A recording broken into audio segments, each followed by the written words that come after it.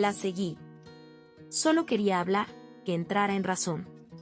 Su mirada se perdió en el pasado, reviviendo el horror. Pero ella no quiso escuchar.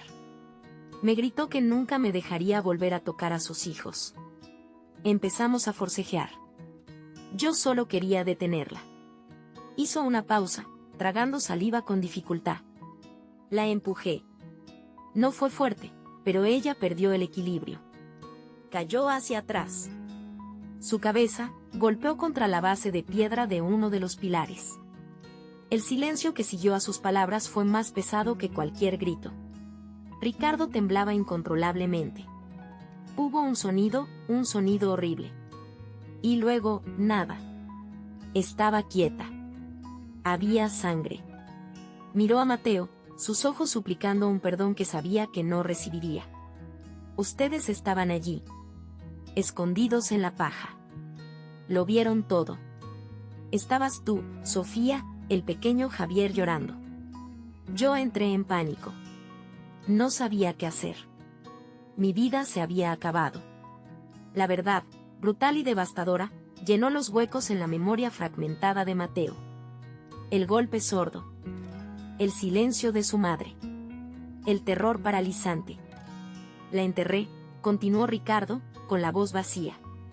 Detrás del granero, cerca del arroyo. Trabajé toda la noche. Al día siguiente, les dije a ustedes que su madre nos había abandonado, que se había ido con otro hombre.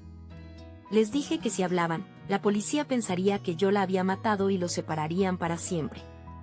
Tenían tanto miedo. Cerró los ojos, avergonzado. Unos días después, los envié lejos. A ti con tu tía en Guadalajara, a Sofía con unos primos en Michoacán, a Javier con mi hermana en el norte. Los separé para que nunca pudieran hablar, para que la mentira se mantuviera. Y luego, quemé el granero para borrarlo todo. La confesión quedó suspendida en el aire denso de la noche. Era una historia de violencia, pánico y una cobardía que había envenenado 3 vidas. Morales sacó un viejo teléfono móvil y marcó un número. No dijo nada, solo esperó, su deber finalmente cumplido. Meses después, bajo un cielo gris y plomizo, 3 figuras estaban de pie frente a una lápida de mármol recién colocada. El nombre Latoya Ramírez estaba grabado en la piedra. La policía había encontrado sus restos exactamente donde Ricardo había dicho. Finalmente, tenía un lugar para descansar. Mateo, Sofía y Javier estaban juntos por primera vez en 20 años, no como niños asustados y separados por la mentira de un padre, sino como adultos unidos por una verdad dolorosa. Las lágrimas corrían por las mejillas de Sofía. Javier, ahora un hombre callado, puso una mano reconfortante en su hombro. Mateo miró la tumba, sintiendo una extraña mezcla de tristeza infinita y una profunda paz. La carga que había llevado toda su vida, la pregunta sin respuesta, se había ido. Ricardo enfrentaba a la justicia, su vida de mentiras reducida a un expediente judicial y una celda de prisión. Para sus hijos, el camino hacia la sanación sería largo y difícil. Había heridas que tal vez nunca cerrarían del todo. Pero mientras el viento frío soplaba sobre el pequeño cementerio, se volvieron y se alejaron juntos. Por primera vez, no estaban huyendo del pasado, sino caminando hacia un futuro donde, al fin, podían empezar a sanar. El polvo de Jalisco se aferraba a todo en el verano de 1980.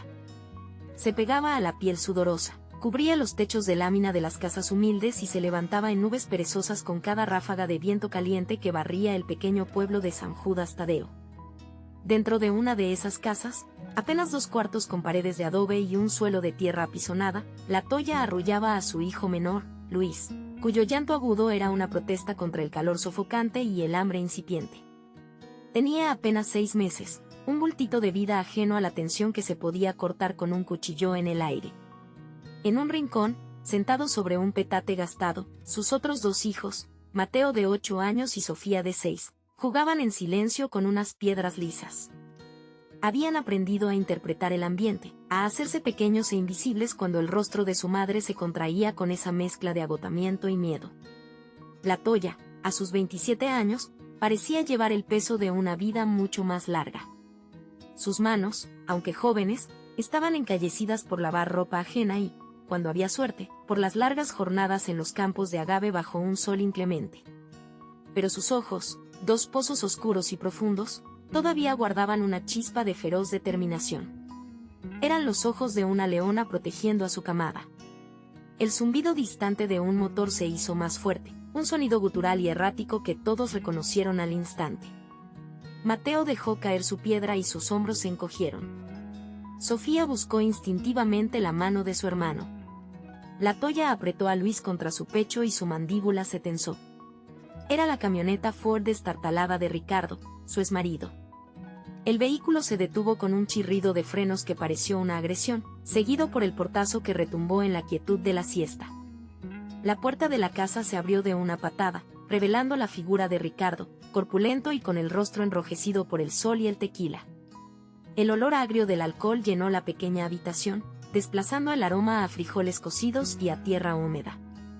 ¿Dónde está mi dinero, la Toya? Su voz era un gruñido, áspera y demandante. No hay dinero, Ricardo, respondió ella, su voz un hilo de acero. Se puso de pie, colocando su cuerpo como un escudo entre él y los niños. Lo poco que gané esta semana es para la leche de Luis y para la comida.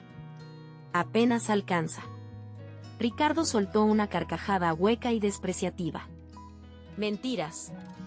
Siempre tienes excusas. Te vi hablando con doña Elvira, seguro te pagó el lavado. Dámelo. Necesito arreglar la camioneta. La camioneta puede esperar. Tus hijos no, replicó la Toya, sin retroceder un centímetro. El miedo era una bola de hielo en su estómago, pero la ira lo mantenía a raya. La mirada de Ricardo se desvió hacia los niños acurrucados en el rincón. Una mueca se dibujó en su rostro. ¿Y así los tienes? ¿En el suelo como perros? Conmigo no les faltaría nada. Deberían estar conmigo. Esa era la amenaza que más temía la Toya. La que él usaba cada vez que quería herirla. Sabía que no era verdad, el dinero que Ricardo conseguía se iba en alcohol y apuestas. Pero el miedo a que un juez corrupto o indiferente le diera la razón la paralizaba. Están bien conmigo, dijo ella, con más convicción de la que sentía. ¿Están seguros? ¿Seguros? Ricardo avanzó, su sombra cubriéndolos a todos. ¿Seguros en esta posilga? ¿Seguros contigo, que no puedes ni darles un par de zapatos nuevos? Míralos, están aterrorizados. Es por tu culpa. Se acercó a ella, invadiendo su espacio. La Toya podía oler el tufo en su aliento. Sofía comenzó a sollozar en silencio. Fue Mateo quien reaccionó. Se levantó, con sus piernas flacas temblando, y se paró frente a su madre. «Déjala en paz», gritó el niño, su voz aguda y llena de un coraje que no sabía que tenía. «Vete de aquí». Por un instante, Ricardo pareció sorprendido. Miró a su hijo, a ese pequeño ser desafiándolo. Pero la sorpresa fue reemplazada rápidamente por una furia ciega.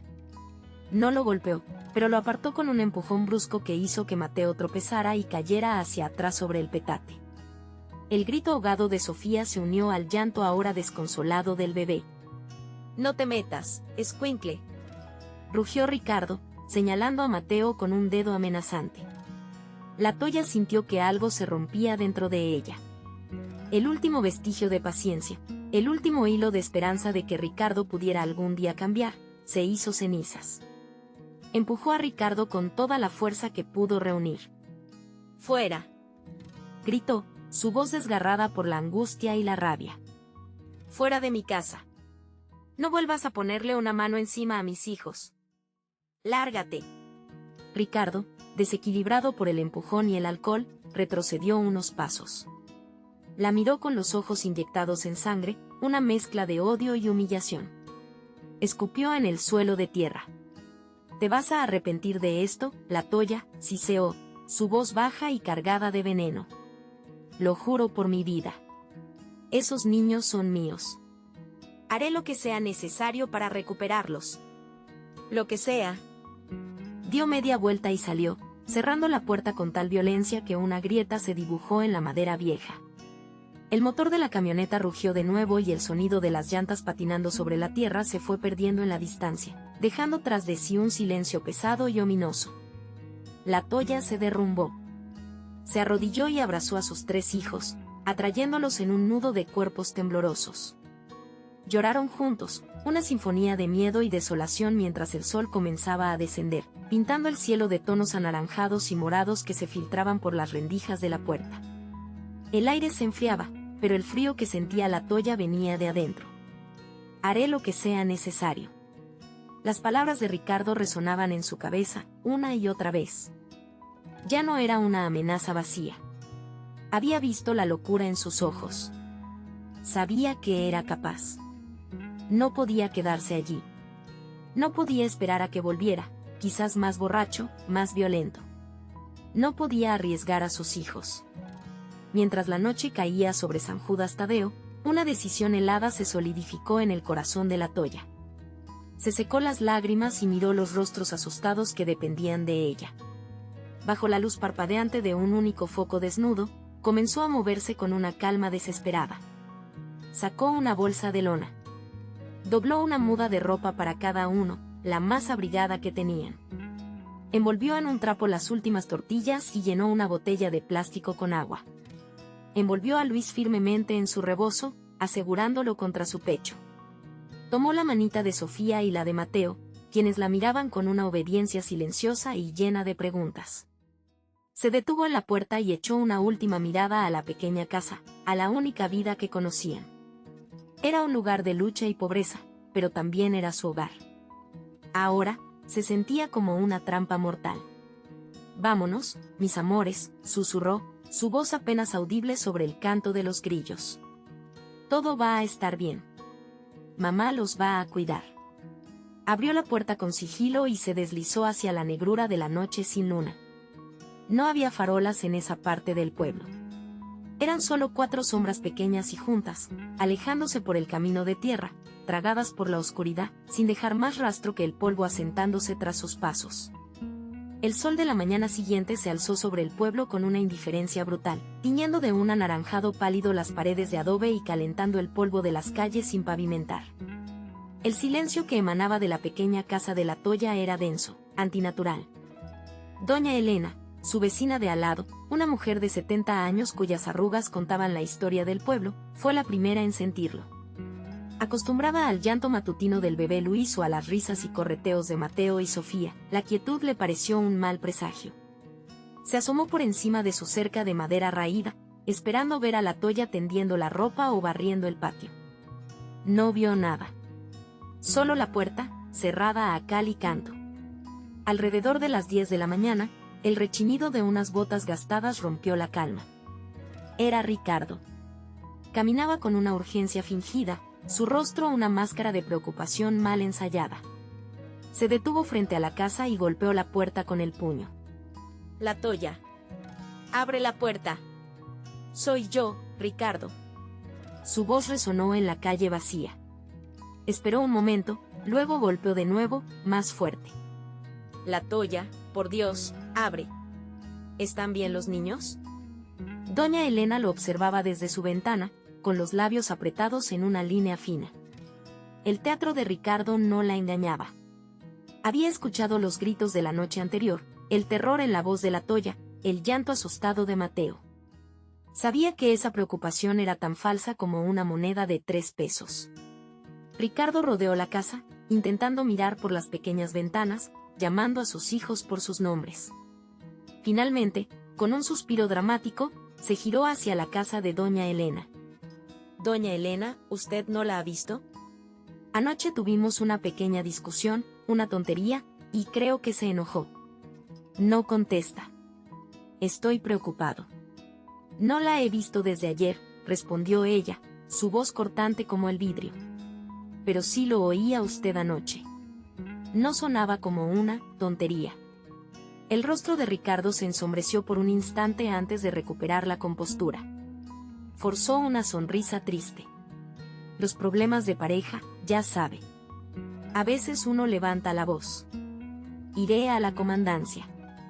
Quizás se fue a casa de alguna comadre y no me avisó. Pero los niños, Me preocupa que estén en la calle con ella.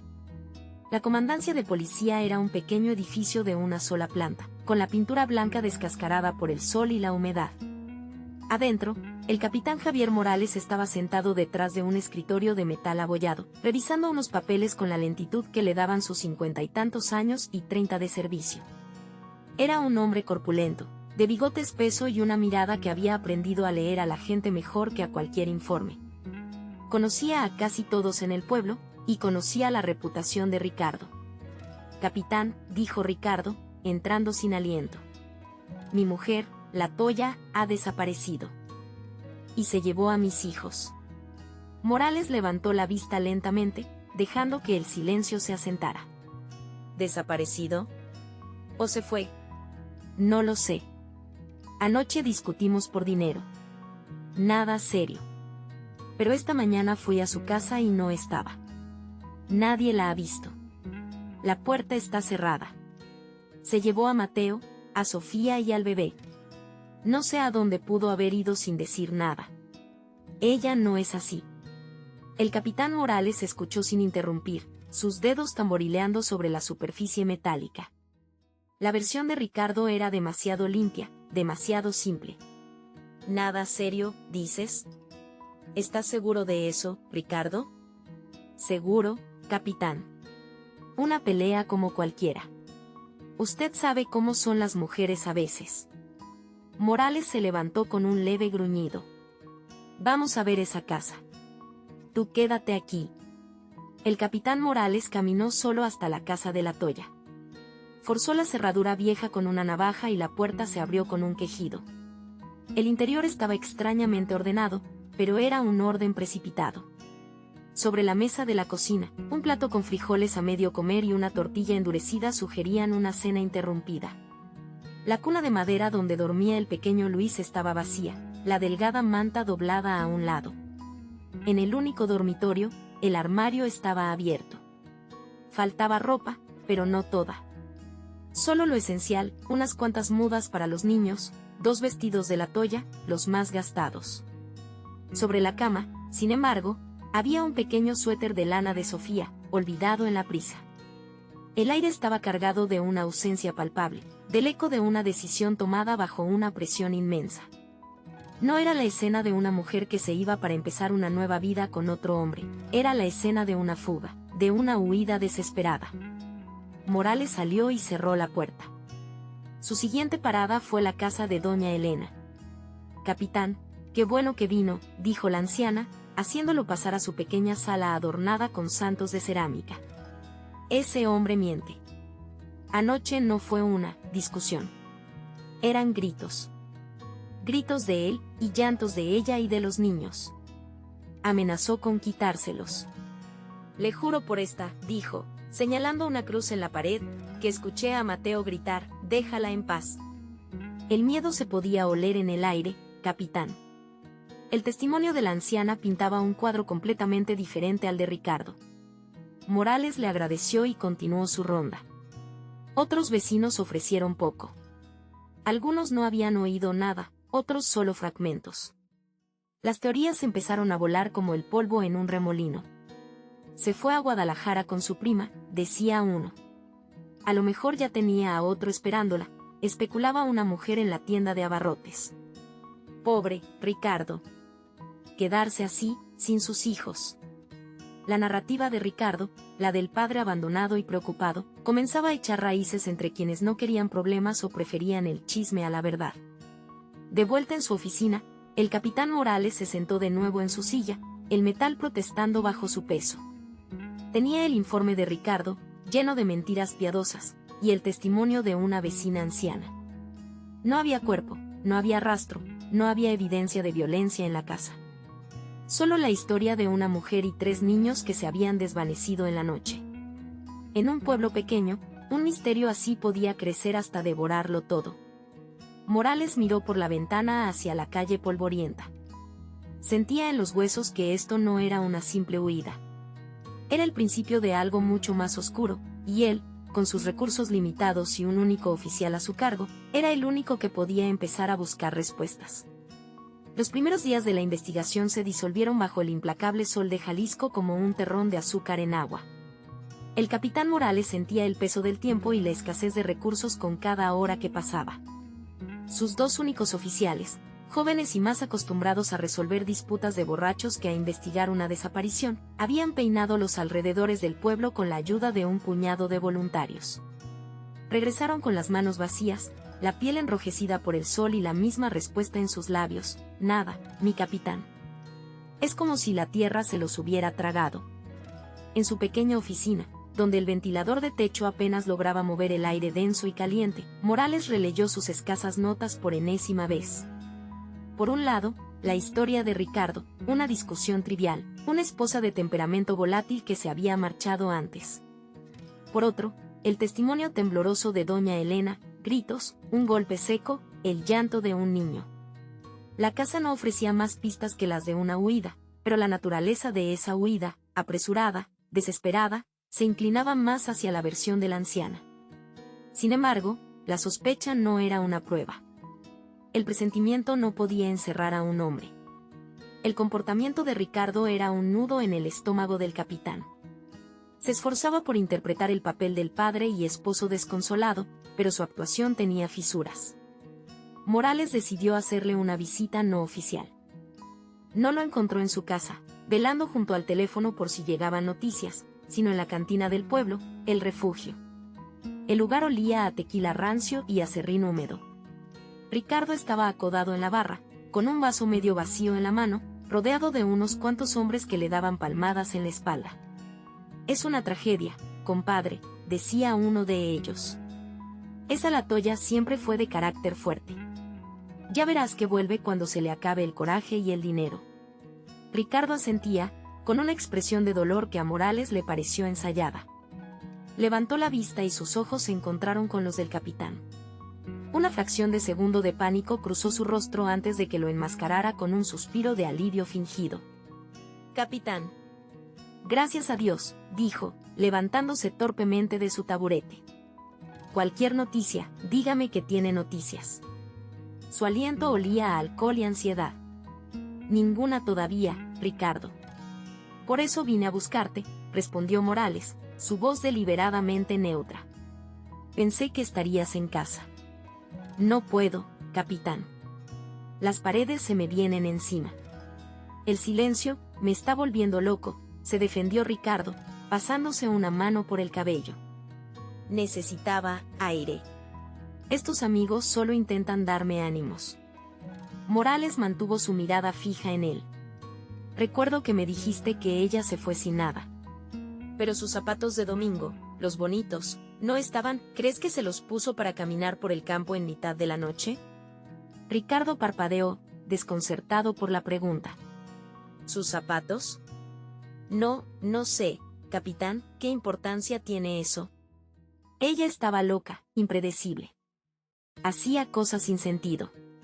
Su voz subió de tono, un filo de irritación cortando su falsa pena.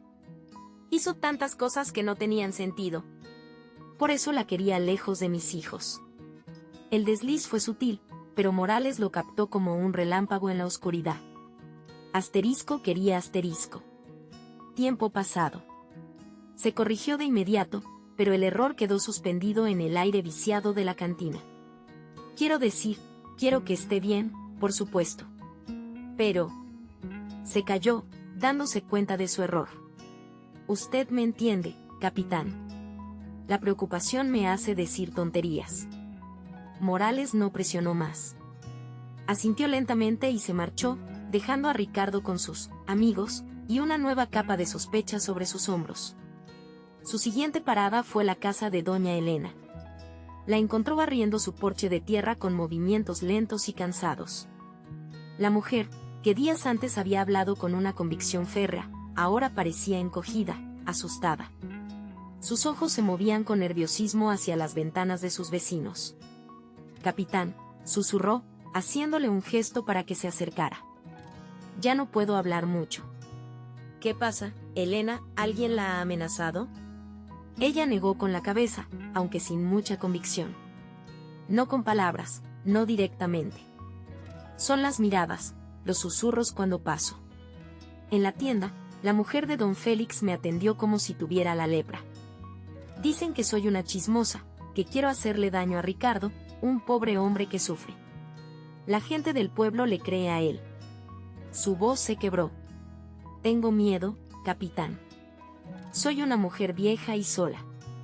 La frustración de Morales se convirtió en una rabia sorda. La comunidad, en su afán por encontrar una narrativa simple y cómoda, había elegido a su villana, no el hombre violento, sino la anciana que se atrevió a señalarlo. Estaban aislando a su única testigo.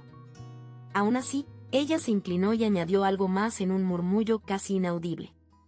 No sé si sirva de algo, pero la semana pasada, unos días antes de que, antes. Vi la camioneta de Ricardo por el camino al granero quemado, el de los viejos del Real. Estaba anocheciendo. Me pareció raro, nadie va por allá. Es un lugar de mala suerte. Un granero quemado. Otra pieza suelta en un rompecabezas que no podía armar. Morales le agradeció y le prometió discreción. Mientras se alejaba, sentía como el caso se le enfriaba entre los dedos.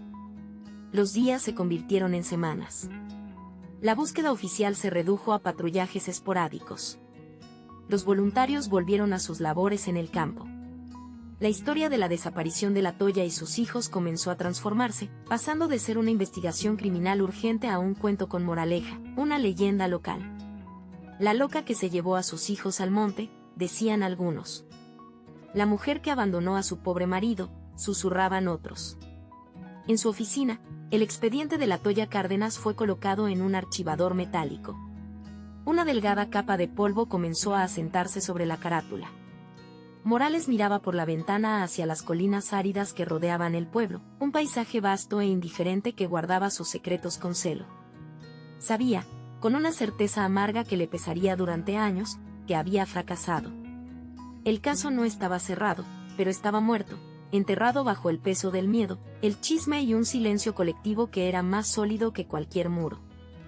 El año 2000 irrumpió con la promesa de un futuro tecnológico y veloz, un mundo de conexiones instantáneas y horizontes expandidos que se sentía a años luz de distancia del Jalisco rural y polvoriento de 1980. En un apartamento minimalista en el bullicioso corazón de Guadalajara, Mateo, ahora un hombre de 28 años, vivía una vida construida sobre los cimientos de un olvido forzado. De día, era un arquitecto prometedor, un hombre de líneas rectas y cálculos precisos, de planos que imponían orden sobre el caos. De noche, sin embargo, el caos reclamaba su territorio.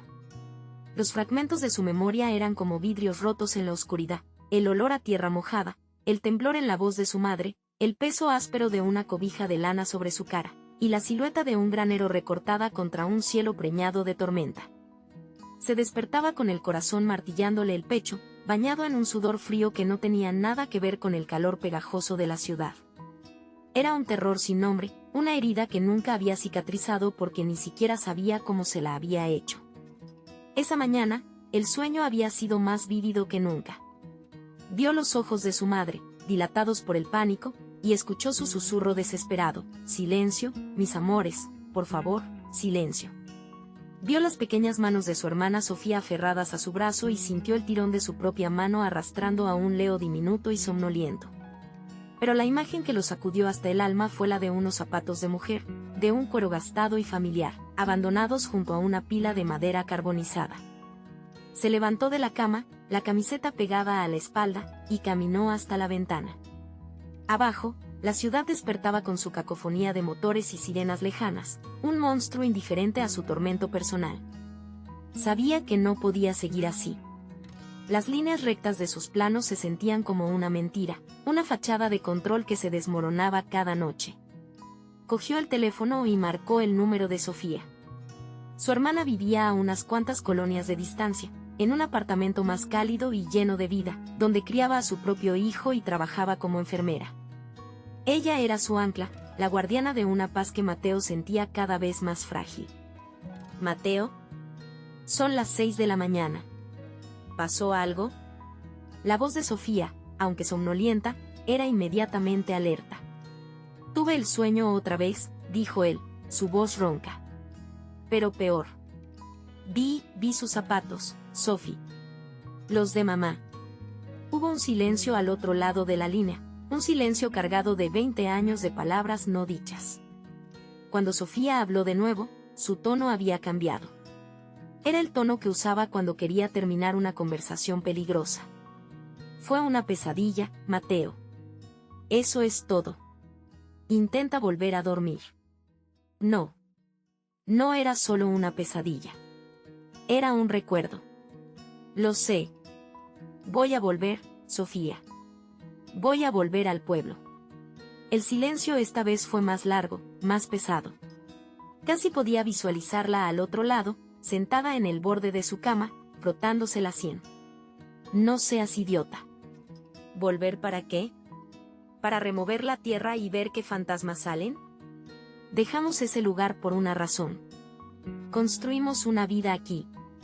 Leo apenas recuerda nada. ¿Por qué querrías destruir eso? Porque no es una vida. Estalló Mateo, su control profesional desvaneciéndose. Es una fachada. Yo no sé quién soy, Sofía. No sé de qué huimos. Cada vez que miro a Leo, veo a un niño que no conoce su propia historia. ¿No te carcome por dentro? Necesito saber qué pasó con mamá. Sé lo que pasó con mamá, replicó ella, su voz bajando a un susurro tenso y afilado. Nos salvó. Nos sacó de ese infierno y nos dio una oportunidad. Eso es todo lo que necesita saber. Dejarlo en paz es lo mejor que podemos hacer por su memoria. Y por nosotros. ¿De qué infierno? ¿De él? Preguntó Mateo, la palabra él, suspendida en el aire como un veneno. Nunca mencionaban a Ricardo. Su padre era una ausencia, un agujero negro en su historia familiar. Sofía suspiró, un sonido de pura extenuación. Mateo, por favor. Hay cosas que es mejor no desenterrar. Ese hombre, él todavía vive allí. ¿Crees que puedes llegar como si nada, hacer preguntas y que todo saldrá bien? El pueblo tiene memoria, y no es una memoria amable. Nos fuimos por una razón. Por seguridad. Sus palabras, destinadas a disuadirlo, tuvieron el efecto contrario. La mención de su padre, del peligro latente, solidificó la necesidad de Mateo en una determinación de acero. No era solo curiosidad, era una cuestión de identidad, de recuperar la narrativa de su propia vida de las garras del miedo y el silencio. No puedo vivir con estos fantasmas, Sofía. Me están volviendo loco. No te pido que vengas conmigo. Ni siquiera tienes que aprobarlo. Pero tengo que hacerlo. Por mí. Y sí, también por mamá. Se merece que alguien sepa la verdad. Colgó antes de que ella pudiera discutir más. Sabía que sus argumentos eran lógicos, nacidos del amor y el miedo, pero la necesidad que ardía en su pecho era visceral, ilógica y abrumadora. Caminó hacia su escritorio y abrió un cajón. Dentro, bajo una pila de planos, había una pequeña caja de madera. La abrió. Contenía una única fotografía descolorida, una mujer joven con una sonrisa cansada pero radiante, abrazando a 3 niños pequeños. La Toya. Él, Sofía y Leo. Era la única prueba tangible que tenía de que esa vida, esa madre, había existido. Miró su propio rostro en la foto, un niño de 8 años con ojos serios que ya parecían intuir la fractura que se avecinaba. Luego miró a su madre, y sintió una oleada de amor y dolor tan intensa que le cortó la respiración. Ella no era un fantasma. Era una persona real, y su historia no podía terminar en un susurro y una huida en la noche. Con la fotografía aún en la mano, Mateo se dirigió a su armario y sacó una vieja mochila de lona. Comenzó a empacar con una eficiencia metódica, un par de jeans, algunas camisetas, sus artículos de aseo. Cada objeto que metía en la bolsa era un paso más lejos de la vida ordenada que había intentado construir y un paso más cerca del corazón caótico de su pasado. Afuera, el sol comenzaba a teñir de naranja los edificios de Guadalajara, pero la mente de Mateo ya estaba en otro lugar, en un pequeño pueblo anclado en el tiempo, bajo la sombra ominosa de un granero quemado. El autobús se detuvo en una nube de polvo rojizo que tardó en asentarse, revelando la plaza principal de San Jacinto. Para Mateo, Era como mirar una fotografía sepia que había cobrado vida, pero a la que el tiempo le había robado los colores y la calidez. El sol de la tarde caía a plomo, inclemente, haciendo brillar el sudor en la frente de los pocos ancianos que conversaban en las bancas de hierro forjado. El kiosco central, que en sus recuerdos infantiles era un escenario de fiestas y música, ahora lucía desconchado y silencioso. El aire era denso, cargado con el olor a tierra seca y a un silencio pesado, el tipo de silencio que se instala en los lugares que guardan demasiados secretos. Mateo bajó del autobús sintiendo el peso de 20 años sobre sus hombros. Llevaba una simple mochila, pero se sentía como si cargara con el equipaje de una vida entera. Cada rostro que se cruzaba parecía escudriñarlo, algunos con curiosidad, otros con un reconocimiento vago que se transformaba en una mueca de incomodidad. Eran los hijos y nietos de la gente que había conocido, pero en sus miradas veía el eco del estigma que su familia había dejado atrás. Ignorando el impulso de buscar un lugar donde quedarse, sus pies lo llevaron por inercia a través de las calles empedradas, un mapa grabado a fuego en su subconsciente. El camino a su antigua casa era más corto de lo que recordaba. Al doblar la última esquina, su corazón dio un vuelco. Ahí estaba. La casa no estaba simplemente abandonada, parecía haber muerto. La pintura amarilla que su madre había aplicado con tanto esmero ahora era una cáscara leprosa que se caía a pedazos, revelando el adobe gris de debajo. Las ventanas, como ojos vacíos, estaban tapiadas con tablas de madera podridas. El jardín, antes un pequeño paraíso de bugambillas y geranios que su madre cuidaba con devoción, era ahora una maraña de hierbajos secos y espinosos que se aferraban a las paredes agrietadas. Un nudo se formó en su garganta. Empujó la desvencijada puerta de la cerca, que protestó con un chirrido agónico. El sonido pareció despertar algo en él. Un fragmento de memoria, nítido y doloroso, su madre, de espaldas, cerrando esa misma puerta con cuidado en medio de la noche, susurrando SHHH, mis niños, silencio. Con el pulso acelerado, rodeó la casa hasta la puerta trasera. Estaba cerrada con un candado oxidado que se dio con un par de tirones fuertes. El interior olía a humedad, a polvo acumulado y a tiempo estancado. La luz se filtraba en delgados haces a través de las grietas de las tablas, iluminando un escenario de desolación. Los muebles que habían quedado estaban cubiertos por sábanas blancas, ahora grises y raídas, como fantasmas esperando un regreso que nunca ocurrió. En el centro de la pequeña sala, vio el contorno de un sillón. El mismo sillón donde su padre se había sentado aquella noche, su silueta recortada por la luz de la única bombilla encendida. Mateo caminó lentamente, sus pasos levantando nubes de polvo.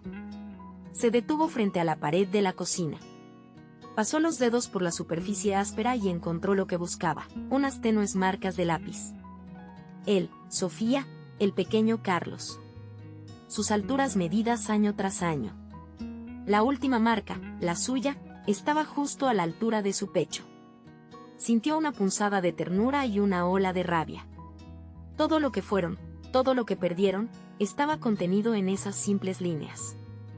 De repente, otra imagen lo asaltó, el rostro de su madre, iluminado por la luna que se colaba por la ventana, sus ojos llenos de una determinación aterradora mientras le ajustaba el cuello de la camisa. Pase lo que pase, no mires atrás, Mateo. ¿Me oyes? No mires atrás. Salió de la casa sintiéndose mareado, el aire fresco del exterior era un alivio. Sabía a quién tenía que ver. La casa de doña Elena estaba a solo 2 puertas de distancia, pero parecía un mundo aparte. Estaba cuidada, con macetas de flores frescas en el porche. Tocó la puerta y esperó. La mujer que abrió era una versión encogida y frágil de la vecina que recordaba. Sus ojos, antes vivaces y curiosos, ahora estaban nublados por el miedo y la desconfianza. Sí, dijo con voz temblorosa. Doña Elena, soy Mateo. El hijo de la Toya. El reconocimiento cruzó el rostro de la anciana, seguido inmediatamente por el pánico. Hizo ademán de cerrar la puerta. No hay nada de qué hablar. Eso fue hace mucho tiempo. Vete, muchacho. No es bueno remover el pasado. Por favor, insistió Mateo, poniendo una mano en la puerta para detenerla. Solo quiero saber qué pasó. Nadie me ha dicho nada en 20 años. Vi lo que le hicieron. Como todo el pueblo le dio la espalda por tratar de ayudar. Usted es la única que dijo la verdad. Las palabras de Mateo parecieron tocar una fibra sensible. Doña Elena dejó de empujar. Lo miró, sus ojos recorriendo su rostro, buscando al niño que recordaba. Finalmente, suspiró, una rendición cansada. Ese hombre, tu padre, susurró, mirando a ambos lados de la calle como si Ricardo pudiera materializarse de la nada. Trajo la desgracia a esta calle. La noche que ustedes se fueron, no fue como él dijo. Hubo gritos. Gritos terribles. Y luego, un silencio que helaba los huesos. Más tarde, ya de madrugada, oí su camioneta. No se dirigía a la carretera principal. Se fue por el camino viejo, el que lleva al granero de los Soto. El que se quemó.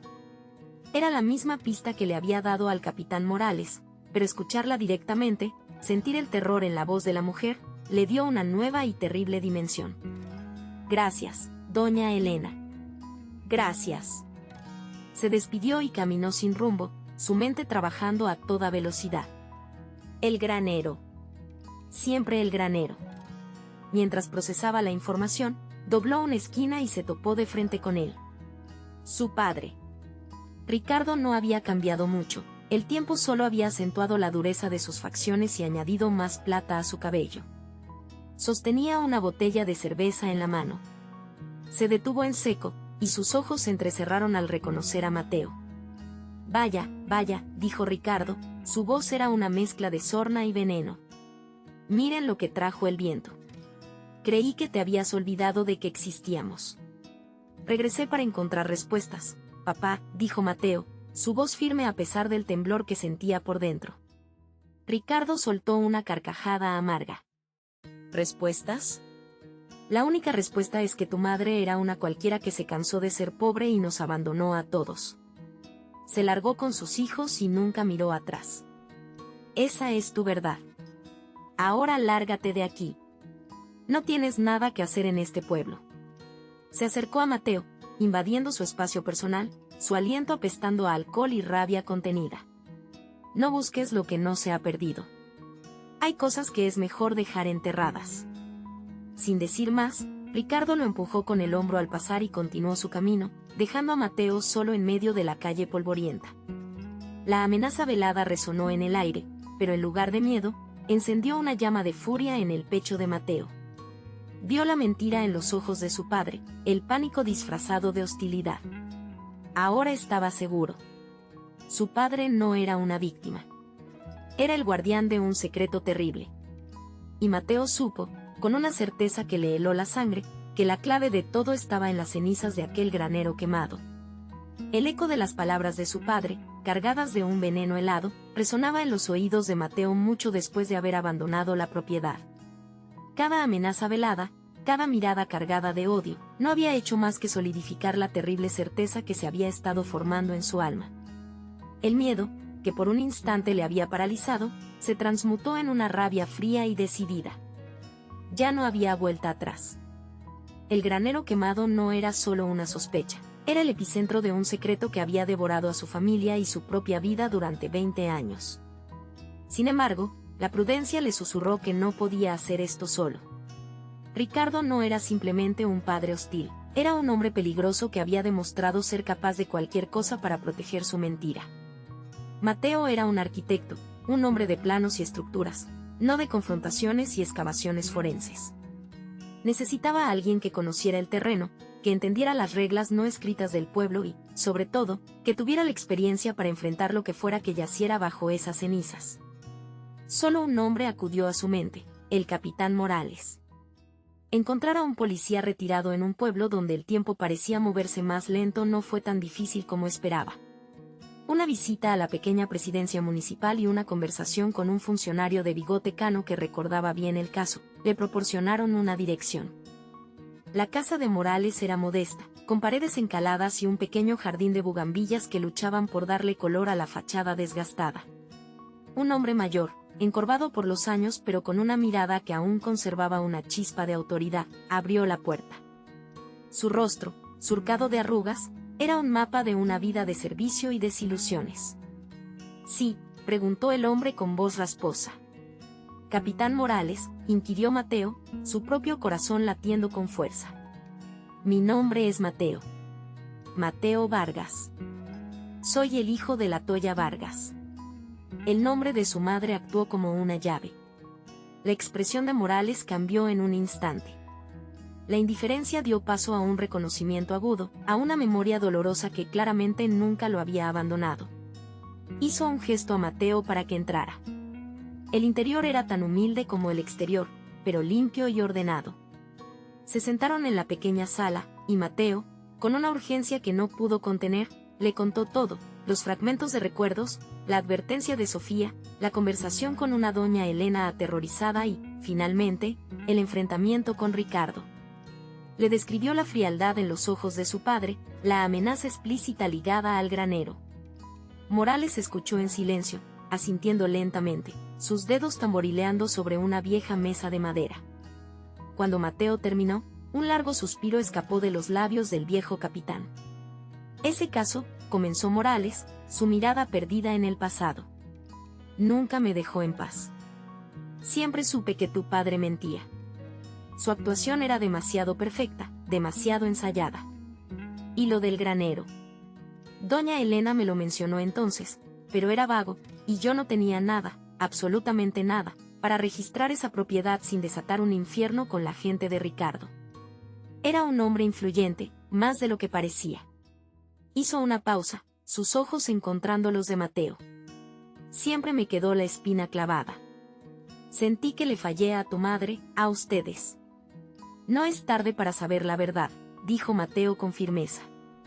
«Iré a ese granero, con o sin ayuda. Pero usted sabe cómo buscar. Sabe qué hacer». Una luz se encendió en la mirada de Morales. Era la llama de una vieja batalla inconclusa. Se puso de pie, su espalda un poco más recta que antes. «No puedo hacer nada oficial. Estoy retirado, no tengo placa ni autoridad. Pero al diablo con eso. Vamos. Vamos a ver qué ha estado escondiendo tu padre todos estos años». El sol comenzaba a descender hacia el horizonte, tiñendo el cielo de Jalisco con tonos anaranjados y púrpuras cuando llegaron al límite de la propiedad. El granero, o lo que quedaba de él, se erigía como un esqueleto monstruoso contra la luz del atardecer. Vigas carbonizadas apuntaban al cielo como dedos acusadores. El silencio era casi total, roto solo por el susurro del viento entre los pastos secos y el crujido de sus pasos sobre la tierra y los escombros. El aire estaba impregnado de un hedor a humedad y ceniza fría, un olor a muerte y decadencia. Morales, con la experiencia grabada en sus movimientos, examinó el perímetro. El fuego fue intenso, pero la estructura se derrumbó hacia adentro. Si escondió algo, es probable que lo enterrara primero, usando el incendio para cubrirlo todo. Comenzaron la lúgubre tarea. Morales le indicó a Mateo que buscara anomalías en el suelo, depresiones o áreas donde la tierra pareciera haber sido removida. Con un trozo de metal que encontraron entre los escombros, comenzaron a sondear y cavar en los puntos que parecían sospechosos. El trabajo era lento y físicamente agotador. El polvo de ceniza se les pegaba a la piel sudorosa, ennegreciendo sus manos y rostros. Cada trozo de madera quemada, cada clavo oxidado, era un falso positivo que tensaba sus nervios. La oscuridad comenzaba a cernirse sobre ellos cuando la improvisada herramienta de Mateo golpeó algo que no era piedra ni madera.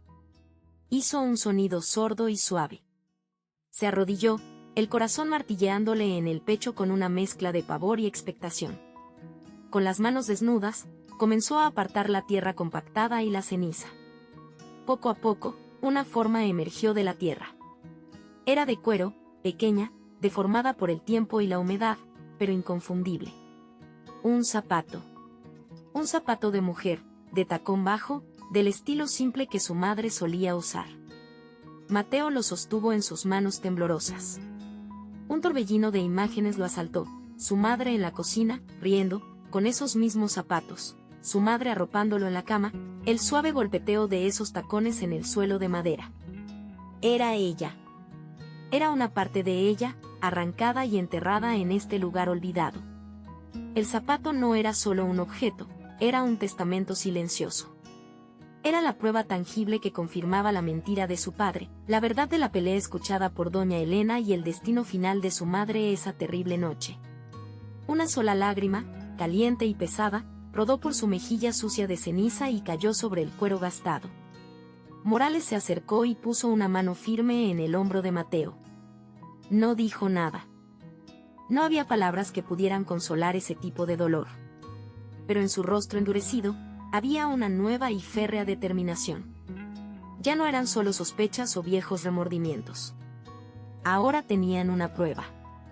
Y con ella, la certeza de que el capítulo final de esta historia no se escribiría con lágrimas, sino con justicia. El sol de Jalisco comenzaba a descender, tiñendo el cielo de tonos anaranjados y púrpuras que se filtraban entre las ruinas del granero. El aire, denso con el olor a ceniza fría y tierra húmeda, parecía pesar sobre los hombros de Mateo. En su mano, envuelto en un pañuelo que Morales le había dado, sentía el bulto del zapato de su madre. No era solo cuero y tela gastados por el tiempo, era el peso de 20 años de silencio, una reliquia de un adiós que nunca tuvo lugar. Morales, a su lado, observaba el horizonte con una mirada sombría. El excapitán no dijo nada, pero su mandíbula apretada y la dureza en sus ojos hablaban por él. La espina que había llevado clavada durante 2 décadas estaba a punto de ser extraída, sin importar el dolor que causara. No podemos ir a la policía todavía, dijo Morales, su voz un murmullo ronco. Sin un cuerpo, sin una confesión, esto es solo el zapato de una mujer hallado en un viejo granero. Necesitamos que él hable. Necesitamos que tú lo hagas hablar. Mateo asintió, el corazón martilleándole en el pecho. El miedo que lo había paralizado de niño se había transformado en una determinación helada. Ya no era el crío asustado que se escondía de los gritos de su padre. Era un hombre que había regresado para reclamar la verdad. Vamos a su casa, dijo Mateo, su voz firme. Ahora. Caminaron por las calles de tierra del pueblo mientras la noche caía. Las luces comenzaban a encenderse en las ventanas de las casas, proyectando siluetas de vidas tranquilas, ajenas a la tormenta que estaba a punto de desatarse. Cada paso hacia la casa de Ricardo se sentía pesado, definitivo. Mateo apretó el pañuelo en su mano, el contorno del zapato un ancla en la marea de sus emociones. Ricardo estaba sentado en el porche, bebiendo una cerveza bajo la luz amarillenta de una bombilla solitaria. Al verlos acercarse, una sonrisa burlona se dibujó en su rostro. Vaya, vaya. ¿El hijo pródigo y el viejo sabueso vienen a contarme más cuentos de fantasmas? Se acabaron los cuentos, Ricardo, espetó Morales, deteniéndose al pie de los escalones. Su presencia, aunque ya no investida de un uniforme, todavía irradiaba autoridad. Sabemos lo que hiciste. Ricardo soltó una carcajada forzada. No saben nada, porque no hay nada que saber. Mi mujer me dejó. Se llevó a mis hijos. Fin de la historia. Mateo subió los escalones lentamente, hasta quedar frente a su padre. El olor a alcohol barato y a sudor rancio lo golpeó, un eco fantasmal de su niñez. Yo estuve allí esa noche, dijo Mateo, su voz temblando ligeramente, no de miedo, sino de una furia contenida. Recuerdo el miedo. Recuerdo los gritos. Y recuerdo el granero. El rostro de Ricardo palideció bajo la luz amarillenta. La sonrisa se desvaneció. Estás loco. El dolor te ha hecho inventar cosas. Fue entonces cuando Mateo desenvolvió el pañuelo. Dejó caer el zapato de mujer sobre la desvencijada mesa de madera entre ellos. Estaba cubierto de tierra y ceniza, deformado por los años bajo tierra, pero inconfundible. El pequeño detalle floral que la toalla misma había cosido en un lado todavía era visible. El aire se cortó. Ricardo miró el zapato como si fuera una serpiente a punto de morderlo. Su respiración se volvió agitada, sus ojos se abrieron desmesuradamente. El color desapareció por completo de su cara. La fachada de hombre duro, construida sobre 2 décadas de mentiras, se resquebrajó en un instante. ¿Dónde está, papá?, preguntó Mateo, su voz ahora rota por el dolor. ¿Dónde está mi mamá? Ricardo negó con la cabeza, un movimiento espasmódico. No, no puede ser. Lo encontramos enterrado bajo el piso del granero quemado, intervino Morales, con la voz dura como el acero. Donde Elena te vio esa noche. La noche que la Toya desapareció. La noche que les dijiste a todos que ella simplemente se había ido. La presión combinada del hijo que era un testigo viviente y del oficial que nunca había creído su historia fue demasiado. Ricardo se derrumbó. Dejó caer la botella de cerveza, que se hizo añicos en el suelo, y se cubrió la cara con las manos. Un sollozo gutural, animal, brotó de su garganta. Era el sonido de un dique rompiéndose, liberando un torrente de culpa y terror que había estado contenido por 20 años. No quería hacerlo, gimió, su voz ahogada por el llanto. Juro que no quería. Mateo y Morales esperaron en silencio, dejando que el veneno saliera. Finalmente, Ricardo levantó la vista, sus ojos inyectados en sangre y llenos de una miseria abyecta. Ella se iba a ir, comenzó a confesar, las palabras tropezando unas con otras. Los había escondido a ustedes en el viejo granero. Iba a llevárselos esa misma noche.